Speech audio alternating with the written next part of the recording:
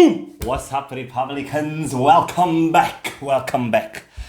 Yo, it's been a long little break, eh? They haven't seen us for time, blood. We're always taking these mini breaks, you know. We know how much international break was dog shit. We know we hate international break. Our players get injured, they're tired. Arsenal play shit against Chelsea.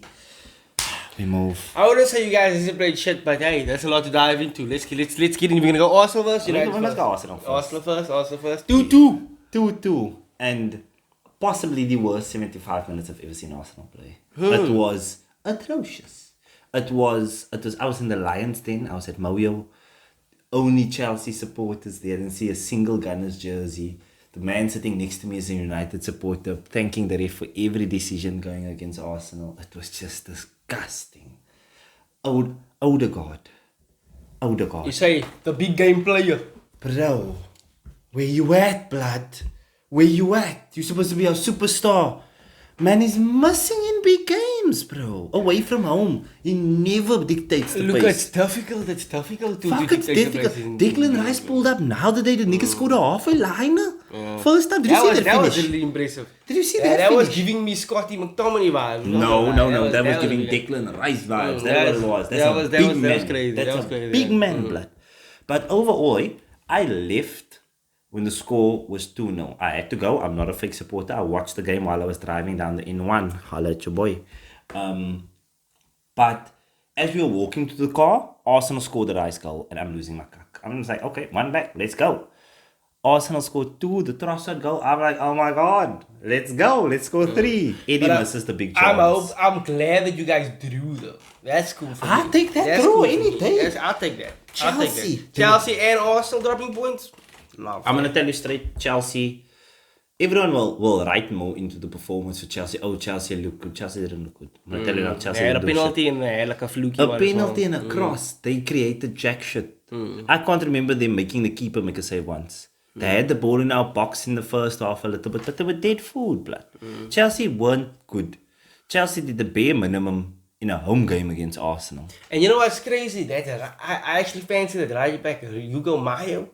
But I was still thinking like, where's Reece James? Reece James is injured again. He's coming back now. No, he is. But he'll play one game, and then as the reward for finishing that one game, you'll be injured for 2 months. That's how he unlocks it, blood. Crazy. Like for every 5 games he plays, that's an extra 5 months of injury that year. And you know what's weird, bro? Your injuries is such a mad in football, especially. And I think, obviously, with the more games we're playing, the more minutes we're seeing more injuries. More crazier injuries. Teams are just like not having their full squads. I.e. United, I'll just throw that in there. Yes, and I think it's due to just like their players are just getting overworked, bro. There's just a lot of football going on. And that's not bad for us as supporters. No, we love it. I love that. Play more. I'm going to be honest with you. Nations League, cut that shit. We can't have a Euros. So basically, we had the Nations League this off-season. The Nations League, the players that played Nations League basically had a 2-week rest, 3-week rest at most. Then they come back, they play the full season with all those fucking games, and they go back to go and play the Euros at the end of the season now. Then next season after that, it's again Nations League. Africa Cup of Nations. What is why are we putting our players through the Nations League? I understand friendlies and stuff like that, but now you're putting competitive integrity behind it. International supposed to be where you pull up, you have a few more hitters, you and Jack Grealish vibe out a little bit. You saping, you out to the pubs. Exactly, but our players are being worked. I'm so glad that Saka didn't go with England to Why didn't he go injured? Yeah. Saka was out of the City game. Yeah. Because of injury. Yeah, so that nigga had to stay at home. Thomas Partey went to Ghana, comes back with an injury. I was just like, blood. Thomas Partey also. But it's a weird thing, you know what I mean? Like, I get that these players would love to play for because if it's me and you, think about it. If it's me and you, the national team is the most prestigious You're not stopping me. thing for these players. All their lives they'll be thinking, I want to wear that England shirt. Yeah. You know what I mean? Yeah. So it's difficult to at least tell players that, yo, don't go away on international duty because I don't give a fuck. I'm telling them that. First. I'm telling the international players, stop going on international duty when you're just coming back from injury, you dickhead. And I think especially in United, I think we have that issue a lot, like that players, I think, really love playing for the national team more than they like playing for their club. That is true. They will never really prioritize their club in terms of, from what I've seen with United players, over England. And I think back in the days, like when I saw that Beckham documentary, that could really shine through that. Some back in the days, like players, they prioritize playing for United over anything else. Yeah. You know what I mean? Anything else in their life, it was United first. And I think that really shines through when you have players like that. No, it definitely does make a lot of sense. And while you're on the United topic, please just... I actually wanted to make a video at the time of the news drop. Please just give me insight. Open your heart and let it flow. No more Glazers out. No more Glazers stay. So here's the Glazers thing. in. So here's the thing about that. No, I obviously want Qatar. No secret there. Yeah. The trip is no. Yes, the Qatar thing could have gone wrong. It could have gone wrong, but Odds are it wasn't going to go wrong.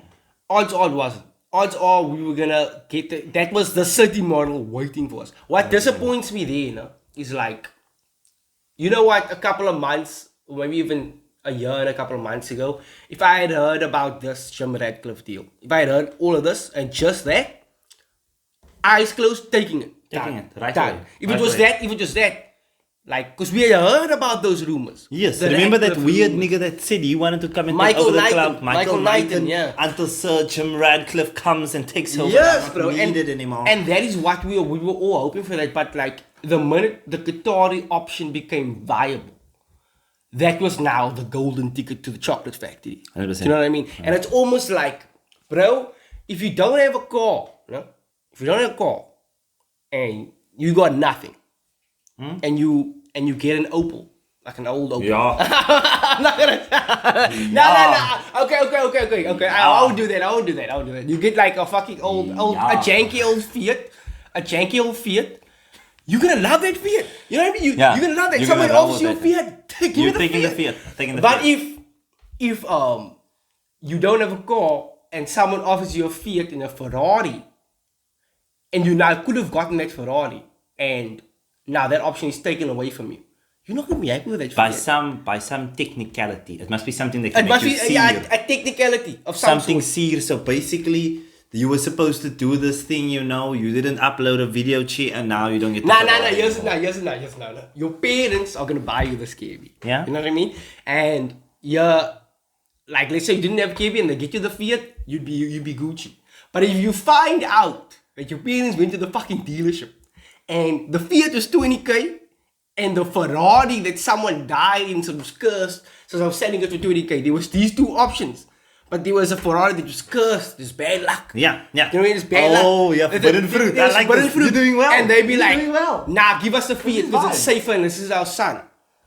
My bro, if you hear about that, Now you just. you are not gonna fucking want that Fiat. Whenever you're driving that Fiat, you're gonna be thinking about that Ferrari. I'm done. You know what I mean? What's And wrong it's with the you? Why same do you thing. hate me? Yeah, it's the same thing with the Qatar and the Jim Ratcliffe deal. And I think people are getting so deep into the technicalities. Oh, it's the Glazers. He's teaming up with the Glazers. Blah blah blah blah blah blah. All I'm thinking is, look, we've got Jim Ratcliffe. Allegedly, it's gonna go through. Yeah. And I think it could work. No? Like the model, the whole City model was very appealing to me because it was like that was our best chance. No? I think with the Ratcliffe thing, for me personally, there is a way it could work. There's a way it could work, but it needs to be really organic. I've always admired the way Barca did their rebuild. You know what I mean? They kind of look. No, just listen to me. Hear me out. Give me a second. So Barca had their golden generation, right? Mm-hmm. And then they went through a mad spell where they were catching on cuck. Yeah. The same kind of cuck United was catching on. Buying players really expensive, inflating their wage bill. Okay. Making irresponsible transfers and irresponsible decisions. Right? And now what I'm seeing from Barca is they are kind of tapping into what made them great before. La Masia. Do you know what I mean? They are focusing on that. Gavi, Pedri, Lamine, Yamal. What's the last name? Yamal, that 17-year-old. Balde, the new left back. They are now really focusing on. They're not really like, oh, we need to buy this 100 mil player. They are focusing on what made them great before. La Masia. That's it. They've still bought every single 100 mil player. Yes, but now what I'm seeing is now, yeah, obviously it's not perfect, but for me, the real way to get out of this Is the academy. Is the academy. If you really focus on youth, Get the best youth players from around the world to your academy. Get them before they become 100 mil. Yeah. The scouting, those kind of sporting decisions, bringing those players in, creating that kind of culture from your youth system, because that's where it starts. You know what I mean? Build a culture there. Don't be thinking, buy Bruno Fernandes for 80 mil and let's create a culture in the first team, because you're not going to. Players by that time, they have their ways, everything's set in stone there. You know what I mean? You don't teach a player ball control at the highest level. You teach him something different. They have that already. Not to stray you too far off, no, but I actually heard a crazy story on this topic that you're talking about. So the story was basically there was this football player that at age 7 or 9 went for a trial at Ajax.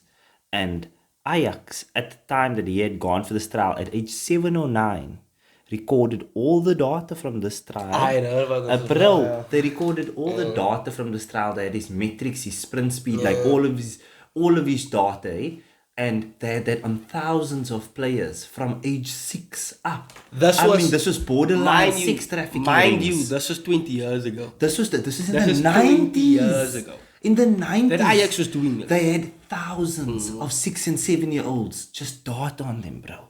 Now they wasn't capturing in their fucking Motorola's. Bro, that's football heritage. That's football heritage. And you can see that in Ajax now. They have that. They're in place. That culture carries over. Do you know what I mean? We're going, bro. You don't, and I think that's where we've really gotten it wrong. We've given players keys to the castle that didn't necessarily deserve it. Like the main example of this is Jadon Sancho, and we brought him over. We paid him 350 plus a week. You know what I mean? Even though he hadn't played a single game for Manchester United. Yes, he was just kind of like, he played really well for Dortmund. But even if you was going to come over and do the same thing, you are now watering him down with all the money you're giving him. Do you know what I mean? You're going to imagine you working at fucking, like, I don't want to make any examples, but like you, this is it. No, this is it. Go anyway. Go for it. I say full send it. So let's say you're working for a company, and you are stapling papers together or some shit like that. You know? And you're doing this really well, and you are earning fucking 10 rand an hour or some shit like that. You know what I mean? Stapling these papers. And another company sees you, and they're like, we love the way you staple these papers. Do you know what I mean? Yeah. We love that. So we're going to bring you over. And they bring you over, and they pay you 100,000 rand an hour for stapling these papers. You now have 100,000 rand an hour, bro. You are not going to be really, you're not going to be as driven, as hungry to staple these papers, because now you did it. You're done. What do you really need to work for? And think about it, no? So I'm going to use the example of Saka. Y'all know I will take any chance to ride Arsenal's dick blood. But, so Bukayo Saka came through the academy at Arsenal. He was at Arsenal since age 7. He has played at every Arsenal youth team level. He then gets an opportunity in the first team as left back. Yeah. He takes his opportunity. I remember that when he played left back. The coach gives him an opportunity. He takes his opportunity at left back, moves to left wing. After left wing, still takes his opportunity, still giving you 8 out of 10s as a 18-year-old, 19-year-old. We then move him to the right wing and he turns into a planet eater. Now put that into perspective. When Bukayo Saka broke into the team at left back, Bukayo Saka was earning 6,000 a week. Yeah. 6,000 a week. He then breaks in and he makes it to the point where he's playing on the left wing, little bits of right wing, which I wasn't vibing with at first because I thought it was great on the left. So what the fuck's Arteta doing? But he was then bumped up to 70k when we penned that new 3-year deal with him at the time. No? Bukayo has now gone to a superstar. He's at superstar realms now. Bukayo is now earning between 200 and 300. He's on the brink of superstar. Yeah. Our boy. Hail end. He is now only on the brink of superstar, broken the 200k mark. We just signed Kai Havertz from Chelsea, and that nigga's on 350 a week. So 370? What's your next contract? Yeah, what is your next contract? Where do we go from that? Because with youth, your team can grow organically. Because they start on 6, they go 70, 100.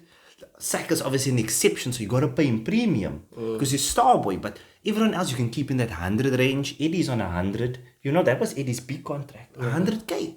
Bro, Sancho's on 370. And that bleeds over to the rest of the team, bro. Like, imagine a nigga like Sancho comes in. Let's say you were working, stapling these papers. Yeah. Another brew comes in, stapling papers, and he's out here earning 100,000 an hour. He's late for training every day. Yes, that affects people. He was just given 7 months off by the boss for being sad.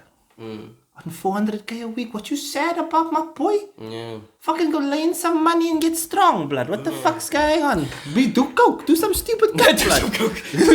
Get your shit together. Blood. Like, come on. Abuse narcotics, like prostitutes, something, blood. There must be a vice that can get you going, blood. 100%. But that's just the thing. Jesus. I think money just generally has an effect on people, whether it be positive and good or negative. Either way, it's gonna do something. It's gonna do something. You're never gonna get given 350,000 a week, and you just out here. And you must same, understand, blood. that's 350k, you know? Plus your housing, plus your medical aid, plus a vehicle. Because Audi just sent you over a car, blood. Yeah. Audi just sent you the new R8, blood. You didn't pay for that shit, blood. You can get you a few cars if you want to buy your mansion. United bought your house already. They bought your old house. They bought your tiny house. United done sorted out everyone. Yeah. What do you still have to prove? Because now you've kind of proved to yourself and everyone you know, like. He's a 21-year-old on 370k, blood. What is his next contract? 400? Yeah. 500? What's ridiculous? And then, okay, so let's say the current contract he signed at United, 5 years. He signs at 21. Huh? 26 is the last day of his contract. We all know he's going to renew at 24. 2 years left, you renew, right? Another 4-year deal. Your 4-year deal now. So you start on 370. You now move to maybe 490. That's a reasonable jump. 490, 450. You move there. You're now at 26. No? Your next contract runs at 29. Prime of your career. Are you getting paid fucking $750,000 now? Do you see the hole we've set for ourselves by outsourcing these players? When Bukayo hits his prime, or maybe at 450. You know what I like? We started him so low. Do you know what I like? You know what system I like?